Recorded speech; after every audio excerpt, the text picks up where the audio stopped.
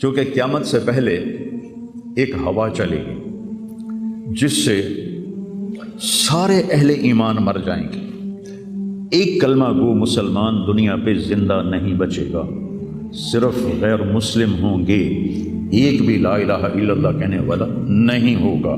اور قیامت سے 30 سال پہلے، قیامت سے 30 سال پہلے بچے پیدا ہونے بند ہو جائیں گے کہ کسی بچے پر قیامت نہیں آئے گی۔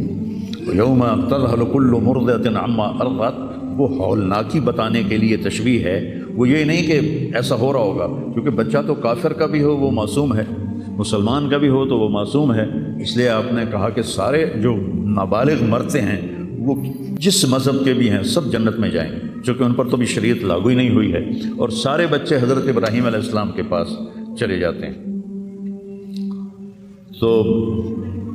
تو حدیث پاک میں آتا ہے جتنے اہل ایمان کے بچے بالغ ہونے سے پہلے، پیدا ہونے سے لے کر 15 سال سے پہلے تک جو فوت ہو جاتے ہیں، سب حضرت ابراہیم علیہ السلام کے پاس ہوتے ہیں، ساری نسل ابراہیم علیہ السلام کے پاس، اور وہ ان کے باپ ہوتے ہیں، اور ان کے ساتھ وہ اپنی وہاں کی جنت کے مزے لیتے ہیں، پتہ نہیں کیا لیتے ہیں، ان میں تو کوئی نہیں پتہ۔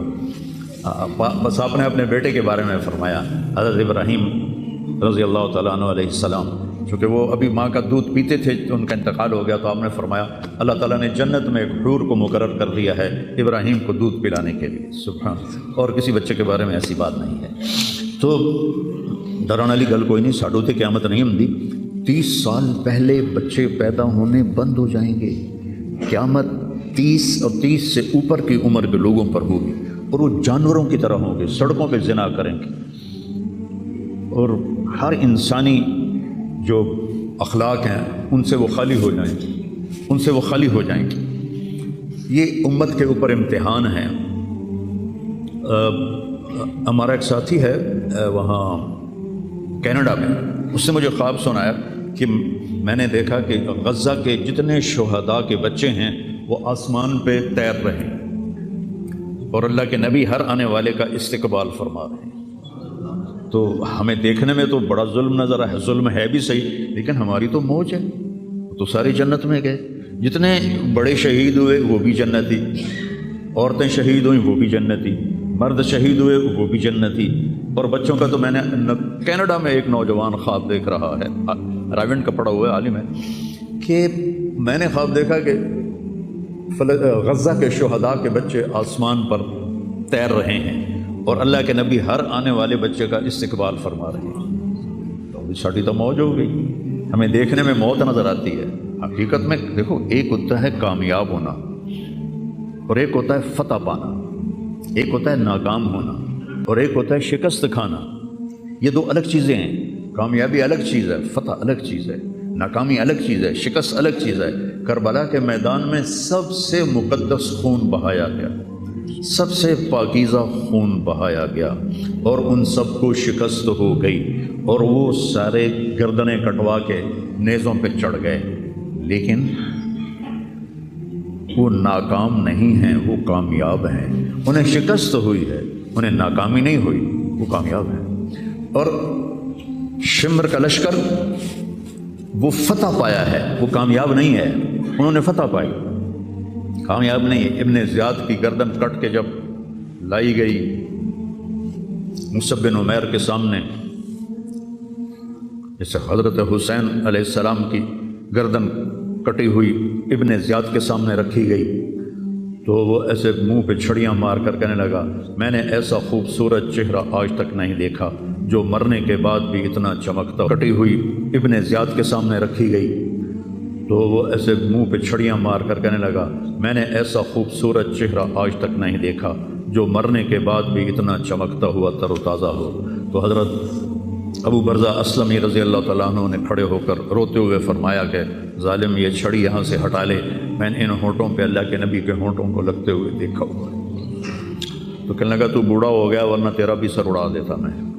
تو جب اللہ تعالیٰ انتقام لینے پر آئے اور ابن زیاد کو قتل کیا گیا اور اس کی کٹی ہوئی گردن آئی حضرت مصعب بن عمیر کے سامنے، تو ایک دم مجمع میں ہلچل مچی، جا وہ آیا وہ آیا وہ آیا، کیا دیکھا ایک چھوٹا سا سانپ، اتنا انتہائی تیز، وہ تیزی سے آیا اور اس کی ناک میں داخل ہوا اور منہ سے نکل گیا، پھر اس کی ناک میں داخل ہوا اور منہ سے نکل گیا، پھر اس کی ناک میں داخل ہوا، پھر اس کے منہ سے نکل کے پھر غائب ہو گیا۔ تھوڑی دیر کے بعد پھر آواز آئی، جا وہ آیا وہ آیا وہ آیا، تو دیکھا وہ بھی سانپ پھر آ رہا ہے، اور آ کر اس کی ناک میں داخل ہوا اور پھر نکلا نہیں، اندر ہی غائب ہو گیا۔ فتح پائی ابن زیاد نے لیکن ناکام ہو گیا، شکست کھائی امام حسین علیہ السلام اور ان کے 72 ساتھیوں نے، لیکن وہ کامیاب ہو گئے۔ جنگ سے پہلے آپ کو اونگ آ گئی تو آنکھ کھلی تو آپ ہنسنے لگے۔ حضرت زینب نے پوچھا یہ کوئی ہنسنے کا موقع ہے، کیوں ہنسے ہو؟ کہا خواب میں اللہ کے نبی ملے ہیں، کہہ رہے بیٹا میں تمہیں لینے کے لیے آ چکا ہوں۔ تو دیکھنے میں شکست ہوئی ہے لیکن وہ کامیاب ہیں۔ عمر بن سعد کو فتح ہوئی ہے، وہ ناکام ہے۔ عمر بن سعد کی کٹی ہوئی گردن پہ مختار کے سامنے رکھی گئی، اللہ تعالیٰ نے ایک کو زندہ نہیں چھوڑا، جتنے بھی قاتلین حسین تھے سب قتل ہوئے۔ حضرت عثمان کے قاتل سب طبعی موت نہیں مرے، سب ذلت کی موت مرے۔ تو بھائیو یہ امتحان کی جگہ ہے، اللہ اپنے نبی کی امت کے گناہوں کو دھونے کے لیے ایسے حالات لاتا ہے۔ سب آپ نے فرمایا جتنا مجھے ڈرایا گیا اتنا کسی کو نہیں ڈرایا گیا۔ تو میں بتا رہا تھا ارض فلسطین یہ دوسری مسجد جو زمین پہ بنی 40 سال کے بعد، وہ مسجد اقصیٰ ہے۔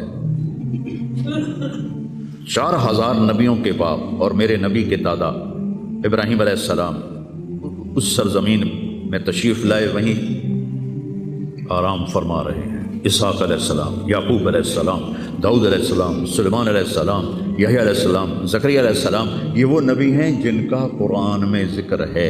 اس کے علاوہ بھی سینکڑوں نبی ہیں جن کے نام نہ تاریخ میں ہیں نہ قرآن میں ہیں، جو اس سرزمین کے اندر ہیں۔ یہ معشر کی سرزمین ہے، یہ نبیوں کی سرزمین ہے۔ میرے نبی نے فرمایا ارض المنشر والمحشر، یہ محشر کی سرزمین ہے اور دوبارہ زمین سے باہر نکلنے کی سرزمین ہے۔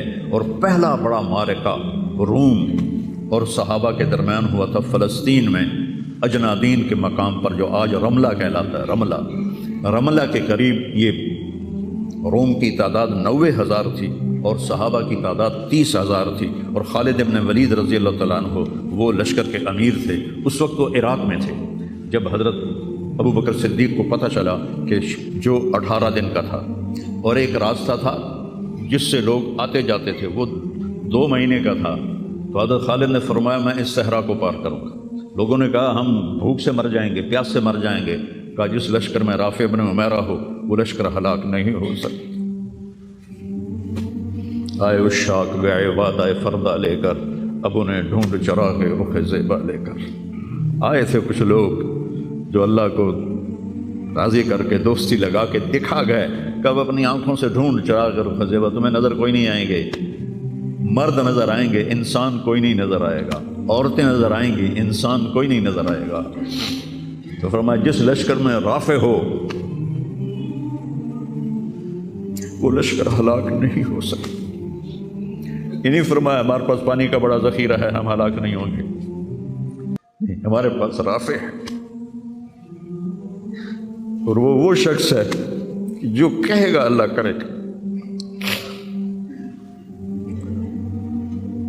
18 دن میں اس کو پار کیا اور ایک مقام پر آ کر پانی ختم ہو گیا، 3 دن بغیر پانی کے گزارے۔ تو صحابہ نے کہا کہ اب ہم مرتے ہیں، طاقت نہیں ہے، کہا رافع کو بلاؤ۔ رافع کی آنکھیں خراب تھی، فرمانے لگے رافع پانی چاہیے۔ کہنے لگے اچھا مجھے بتاؤ کہاں ہیں ہم، کیونکہ وہ دیکھ نہیں پا رہے تھے۔ تو انہوں نے فرمایا کہ فلاں جگہ۔ اب صحرا میں تو کوئی نشان منزل ہوتا ہی نہیں، تو کوئی انہوں نے جھاڑیاں بتائیں، کہنے لگے کچھ جھاڑیاں دیکھو ایک طرف کٹھی ہوں، کٹھی جھاڑیوں کا کوئی جھنڈ ہو، مجھے بتاؤ ہے؟ انہوں نے کہا ہاں وہ نظر آ رہا ہے، کہ مجھے وہاں لے چلو۔ وہاں لے گئے، ایک جگہ اشارہ کیا کہ یہاں سے زمین کھودو، زمین کھودی تو پانی کا چشمہ نکل کے باہر آ گیا۔ کبھی ہم بھی تم میں بھی چاہ تھی، کبھی ہم بھی تم میں بھی راہ تھی، کبھی ہم بھی تم بھی تھے آشنا، تمہیں یاد ہو کہ نہ یاد ہو۔ اللہ نے تو بے وفائی کی نہیں، ہم نے بے وفائی کی۔ اس کی مدد جو رکی ہوئی یہ بھی اس کی مدد ہے۔ ہمارا شہید جنت میں جا رہا ہے، اگر زندہ ہے، زخمی ہے، بھوکا ہے، گناہ معاف ہو رہے ہیں۔ جہنم کی آگ سے ایک سوئی کا نکا عام آدمی वेख ही नहीं सकता ते धागा नहीं पा सकता जिस दिन की नज़र कमज़ोर होवे, इतना छोटा होता है। मेरे नबी फरमाया, जिब्रील अलैहिस्सलाम ने आके अर्ज़ किया, या रसूल अल्लाह, सुई के नक्के के बराबर अगर जहन्नुम की दीवार में सुराख हो जाए तो उसमें से जो आग की चिंगारी निकलेगी पूरी दुनिया को कोयला बना देगी। उसके सामने ये तकलीफ तो बड़ी थोड़ी है। लेकिन बात असल ये है कि हमने अल्लाह से दोस्ती छोड़ दी। यहूदियों को गालियां बाद में दो, पहले हम अपने गिरबान, तुझे क्यों फिक्र है ए गुल दिले सद चाक बुलबुल की, तो अपने पैर हन के चाक तो पहले रफू कर ले। कितना झूठ बोला जा रहा है, कितने झूठे मुकदमे हैं, कितनी वालिदैन की नाफरमानी है, कितने घरेलू नाचाकियां हैं, कितना सूद चल रहा है, कितना शराब के ठेके चल रहे हैं, कितने लोग नमाजें छोड़ चुके हैं। सिर्फ हुक्मरानों को मैं क्या गिला दूं, आज हम सारे इस हमाम में नंगे हैं। तो ये अल्लाह की रहमत है। अगर किसी को अल्लाह ने इस उम्मत को अगर दुनिया में वो झटके देता है। मुझे एक आयत भी याद आ गई, दोनों को हाल बताता हूँ। एक है जिन्होंने अल्लाह को नहीं माना, तो अल्लाह कहता है ज़रहुम याकुलू व यतमत्तउ व युल्हिहिमुल अमलु फसौफ यअलमून। मेरे महबूब करन दे इन्हों मौज मेला, 4 दिहाड़े इन्हों मौज मेला करन दे इन्हों मेरे को आवन दे, बोल वेखी मैं की करना। ठीक हो गई। हमारे बारे में क्या कहा, वलनुज़ीक़न्नहुम मिनल अज़ाबिल अदना दूनल अज़ाबिल अकबर लअल्लहुम यरजिऊन। मैं तुम्हें दुनिया में छोटे छोटे अज़ाब दूंगा, बड़ा अज़ाब नहीं दूंगा आखिरत का। ये गज़ा की जो तबाही है ये छोटा अज़ाब है, ये छोटी तकलीफ़ है। दूनल अज़ाबिल अकबर फ़युअज़्ज़िबुहुल्लाहुल अज़ाबल अकबर यस्लन नारल कुबरा, और अज़ाब अकबर नार कुबरा जहन्नुम है। तो मेरा अल्लाह कह रहा है कि मैं तुम्हें छोटे छोटे अज़ाब दूंगा, बड़ा अज़ाब नहीं दूंगा, ताकि तुम तौबा करके मेरी तरफ आ जाओ। और जो मुझे नहीं मानते उन्होंने छुट्टी देती। जो बच्चा स्कूल में पढ़ता है उसी की हाज़िरी होती है, गैर हाज़िरी होती है। जो पढ़ता ही नहीं तो उसकी कौन हाज़िरी लेता है या गैर हाज़िरी लेता है। अपने बच्चा कोई गलती करे तो उसको तंबीह की जाती है, गली का बच्चा कोई कुछ करे तो हमने कभी देखा है कि क्या कर रहा है। ये उम्मत मेरे अल्लाह की लाडली उम्मत, इस वजह से नहीं कि ऐसे कोई बड़े हाजी पारसा हैं, अपने हबीब की वजह से, अपने महबूब की वजह से ये उम्मत अल्लाह की लाडली उम्मत है। अल्लाह हमें भी बंदर खंजीर बना सकता है, हमें क्यों छोड़ा हुआ है। गुम्बद वाले के लिए दरूद पढ़ो,